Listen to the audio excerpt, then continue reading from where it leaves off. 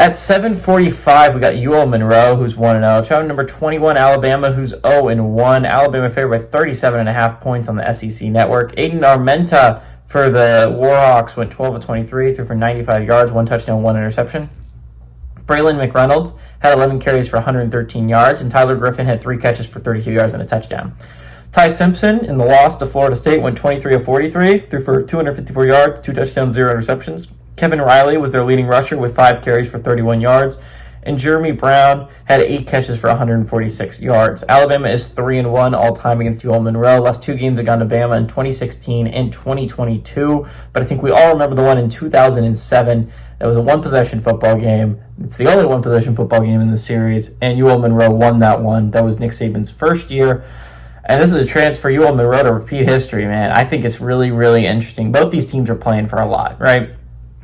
UL Monroe, by the way, has had one winning season this entire century, right? The goal at UL Monroe is to make a bowl game. They came barely short of that last year. But you have a solid 1-0 start. As a lot of Group of 5 teams, you have 30 Group of 5 teams still kicking in this undefeated playoff picture, right? So you need to kind of stay undefeated. I think it'll be really interesting. I bet the team that ends up going has a loss. I would be shocked if we have an undefeated conference champ in the Group of 5. It is really hard to go undefeated in the Group of 5, but we don't see it very often, is all I'm saying. I think last time we saw it was Cincinnati when they made the college football playoffs. It's been a little bit, right? So UL Monroe's in a position where they're going on the road to a really tough Alabama team coming off a loss. By the way, Alabama looked bad, and this is my one playoff pick. Again, I think 3 of my playoff picks lost last week. Alabama's the only one I'm selling, right? Like, Texas is a team that I think, well, actually 4 of them lost, but like Texas and Ohio State, I had them both in playoff. LSU, Clemson, I got both in playoffs. They were guaranteed to lose, and I still think Clemson and Texas are destined to go to the college football playoff.